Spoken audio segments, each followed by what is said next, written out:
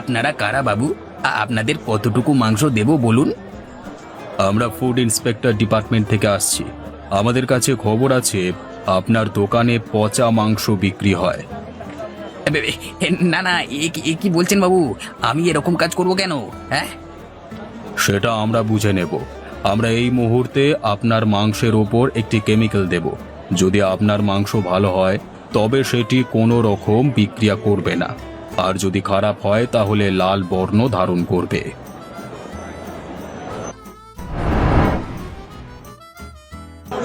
এই নিয়ে যান তাজা তাজা মাংস নিয়ে যান, একদম কম দামে ভালো মাংস। দেরি করলে আর পাবেন না। কম দামে ভালো জিনিস চাইলে তাড়াতাড়ি নিয়ে যান। তাজা তাজা মাংস নিয়ে যান, তাজা তাজা মাংস নিয়ে যান। এখন না এলে আর পাবেন না। দেরি করলে আপনাদেরই ক্ষতি। নিয়ে যান। তা দাদা, কত করে মাংস দিচ্ছ? 1 কেজির দাম মাত্র 100 টাকা। বলো কি গো, তোমার কাছে মাংসের এত কম দাম? হ্যাঁ দাদা, আমি কম দামেই মানুষকে মাংস দিতে ভালোবাসি, যাতে খেয়ে পড়ে তারা বাঁচতে পারে, বুঝলে? আচ্ছা, তাহলে তুমি আমাকে 1 কিলো মাংস প্যাকেট করে দাও। হ্যাঁ দাদা, দিচ্ছি, একটু অপেক্ষা করুন।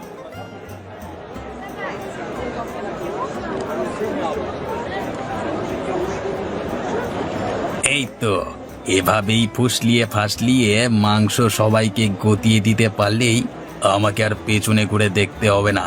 প্রচুর টাকা লাভ করব আমি। তা বাবা, মাংস কত করে দিচ্ছ? তাজা মাংস 180 টাকা প্রতি কিলো। তা কতটুকু দেব আপনাকে? বলো কি গো ভায়া, ওদিকে সুখেন তো 100 টাকা প্রতি কিলো মাংস দিচ্ছে, আর তুমি দিচ্ছ 180 টাকা। এ তো রীতিমতো দিনে দুপুরে ডাকাতি।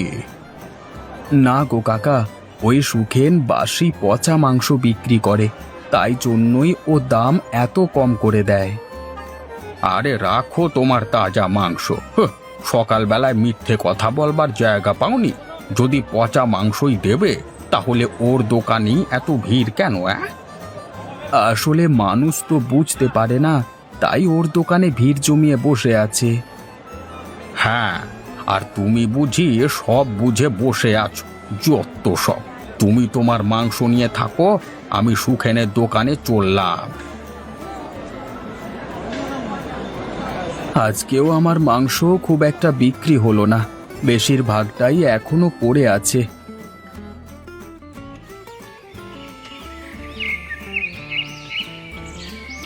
গিন্নি, গিন্নি, কোথায় গেলে তুমি? আমি বাজার থেকে চলে এসেছি। কি হয়েছে বলো দেখি তোমার? এই দুপুরবেলা কানের মাথা খাচ্ছ কেন? হ্যাঁ, না মানে বলছিলাম যে আমি এই বাজার থেকে এলাম। তা আমাকে কি উদ্ধার করে দিয়েছো নাকি? এসেছো হাত মুখ ধো, আমি গেলবার ব্যবস্থা করছি।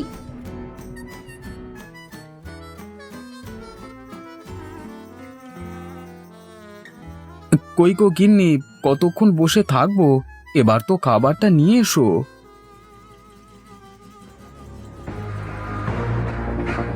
নাও গেলো, গিলে আমাকে উদ্ধার করো। এরকম করে বলছো কেন গিন্নি? তা এরকম করে বলবো না তো কেমন করে বলবো শুনি? তুমি একেবারে কি রাজার বংশধর নাকি যে তোমাকে আপনি আজ্ঞে করে কথা বলতে হবে? রাজার বংশধর না হলেও তোমার অভাবটা তো কিছু রাখিনি। নাটক দেখলে বাঁচা যায় না। তা আমার কোন অভাবটা তুমি পূরণ করেছো শুনি? বাজারে তো মাংস বেচে যা টাকা রোজগার করে আনো, তাতে ওই কোন রকমের টেনে টুনে সংসারটা চলে যায়। বেশিরভাগ মাংসই তো তোমাকে ফেলে দিতে হয়। তা কি করব গিন্নি, বেঁচে যাওয়া মাংস রেখে দিলে তো পচে যাবে, তখন সেই পচা মাংস এমনি ফেলে দিতে হবে। কেন, সুখেন্দা কি মাংস ফেলে দেয়? ও বেঁচে যাওয়া মাংস পরদিন আবার বিক্রি করে এবং কত লাভ করে বলো দেখি। কিন্তু এটা করা কি ঠিক? তুমি বলো না, মানুষের সঙ্গে বিশ্বাসঘাতকতা করলে একদিন না একদিন সেই বিশ্বাসঘাতকতার ফল ঠিকই পাওয়া যায়। শোনো, তোমার এই জ্ঞান শুনতে আমি রাজি নই।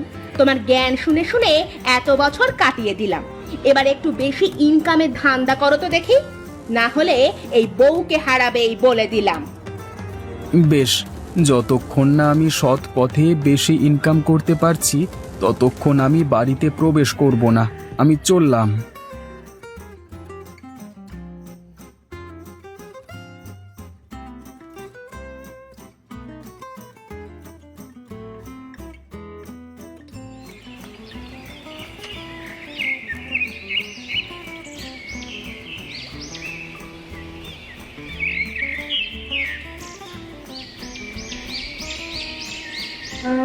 আজকে আমার স্ত্রী আমাকে এইভাবে অপমান করলো।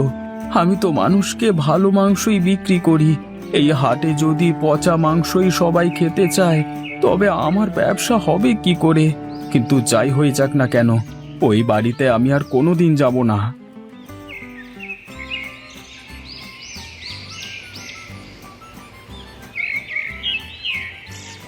আরে, আমি তো এখানে শুয়েই ঘুমিয়ে পড়েছিলাম। এখন যে সন্ধ্যা হয়ে গেল, এখন আমি যাব কোথায়? রাতটা এই জঙ্গলে থাকা কি নিরাপদ হবে? হ্যাট হ্যাট হ্যাট হ্যাট হ্যাট হ্যাট। আরে চল চল, জলদি চল। আরে গোপালদা নাকি? আরে এই সময় তুমি এখানে কি করছো? সন্ধ্যা হতে চললো তো। আর বলো না ভাই, ঘরে স্ত্রীর সাথে অশান্তি করে আমি ঘর ছেড়ে চলে এসেছি। বলো কি গো, এখন তুমি যাবে কোথায়? যাবার তো কোথাও জায়গা নেই ভাই। দেখি, রাতটা মনে হয় জঙ্গলেই কাটাতে হবে। না না, তা বললে কি হয় নাকি? আমার বাড়ি থাকতে তোমার এই জঙ্গলে রাত কাটানোর কোনো মানে হয় না। তুমি গরুর গাড়িতে উঠে বসো। হ্যাঁ, মুখ দেখে তো মনে হচ্ছে সকাল থেকে নাওয়া খাওয়া হয়নি। চলো আমার সঙ্গে চলো। হ্যাট হ্যাট হ্যাট হ্যাট হ্যাট, চল চল, জলদি চল।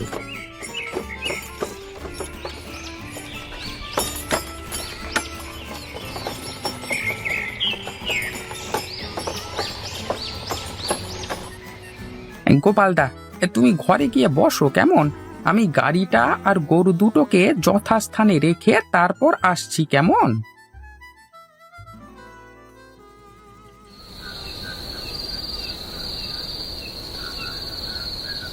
হ্যাঁ গোপালদা, এবার বিষয়টা বলো দেখি। তুমি হঠাৎ বাড়ি ছেড়ে চলে এলে কেন? কি আর বলবো ভাই, আমার রোজগার তেমন একটা হয় না। স্ত্রীর কোনো ইচ্ছেই আমি পূরণ করতে পারি না, তাই এই অশান্তি। কেন গো গোপালদা, তুমি একজন সৎ ব্যবসায়ী, তোমার এরকম হাল হলো কি করে? আমি সৎ হলে কি হবে? ওই সুখেন আমাদের বাজারটাকে পচা মাংসের হাট বানিয়ে দিয়েছে। মানুষকে কম দামে পচা মাংস খাইয়ে খাইয়ে অভ্যস্ত করে তুলেছে। আচ্ছা, বুঝতে পেরেছি। এই জন্যই গ্রামের মানুষেরা বেশি দাম দিয়ে ভালো জিনিস তোমার কাছ থেকে খেতে চায় না, তাই তো? একদমই তাই। এখন কি করব আমি জানি না। তোমার কোনো চিন্তা নেই গোপালদা, তুমি কালকে থেকে আমার সঙ্গে পাশের গঞ্জের হাটে যাবে। গঞ্জের হাট? সেখানে আমি ব্যবসা করতে পারবো তো? আরে আমার মতো লোক যদি সেখানে এই সকাল থেকে সন্ধে অবধি মালপত্র বইবার কাজ পায়, তাহলে তুমি ব্যবসা করতে পারবে না কেন? ওখানকার মানুষ খাঁটি জিনিস খেতে খুবই পছন্দ করে। বেশ, তাহলে তাই হোক। কাল থেকে বরং তোমার সাথে আমি যাব। ঠিক আছে, নাও নাও, এখন খেয়ে নাও। এখন খেয়ে দিয়ে শুয়ে পড়তে হবে। কালকে ভোরবেলায় উঠে গঞ্জে যেতে হবে।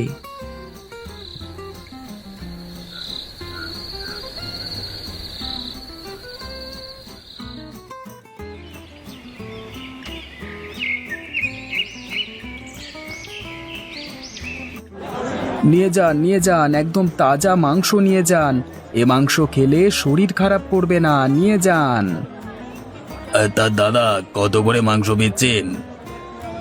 প্রতি কেজি 180 টাকা করে। এই বলো কি গো, কাল পর্যন্ত তো আমরা 220 টাকা দিয়ে মাংস কিনেছি, আর তুমি কিনা বেচছো 180 টাকায়। বলি, পচা মাংস নয় তো? আপনি কিনে নিয়ে গিয়ে খেয়েই দেখুন না, যদি পচা হয় তাহলে আপনার সব টাকা ফেরত দিয়ে দেব। আমি আজ থেকে এখানেই বসছি। ব্যাস, তাহলে আমাকে 2 কিলো প্যাকেট করে দাও।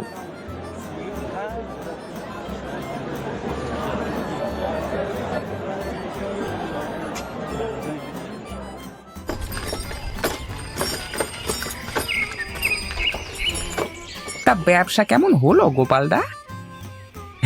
দারুণ হয়েছে গো ভাই। তুমি যদি না থাকতে আমি বাজারের সন্ধান কোনোদিনই পেতাম না। এখানকার মানুষ কত ভালো। হ্যাঁ, তোমাকে বললাম না, তুমি যদি ওনাদিকে নির্ভেজাল জিনিস খাওয়াতে পারো তাহলেই ওরা তোমাকে মাথায় করে রাখবে। হ্যাঁ গো ভাই, এখানকার মানুষ ওখানকার পচা মাংসের হাটের মতো নয়। এনারা ভালো জিনিস আর পচা জিনিসের পার্থক্য বোঝে।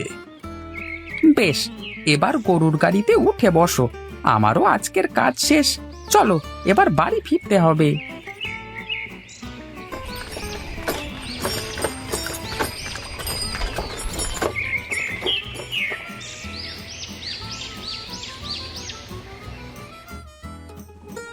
ওগো তুমি এসেছো? আমি চিন্তায় চিন্তায় রাতে ঘুমাতে পারিনি। কালকে আমার তোমার সাথে ওরকম ব্যবহার করা উচিত হয়নি গো। আরে গিন্নি, এতে তোমার কোনো দোষ নেই, সব দোষই আমার। এতদিন আমি পচা মাংসের হাটে আমার খাঁটি তাজা মাংস বিক্রি করছিলাম, তাই রোজগার সেরকম হতো না। কিন্তু আজ থেকে আর তেমনটি হবে না। কেন গো, তুমি কি মাংস ব্যবসা ছেড়ে দিলে? এই দেখো গিন্নি, আজকে কত টাকা ইনকাম করেছি। এ কি গো, এত টাকার ব্যবসা করেছো আজকে? আমার যে বিশ্বাসই হচ্ছে না। বিশ্বাস না করবার কিছু নেই গিন্নি। এখন চলো, খুব খিদে পেয়েছে, দুটো খেতে দেবে চলো।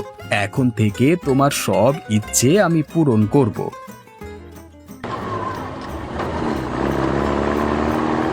আপনারা কারা বাবু? আপনাদের কতটুকু মাংস দেব বলুন?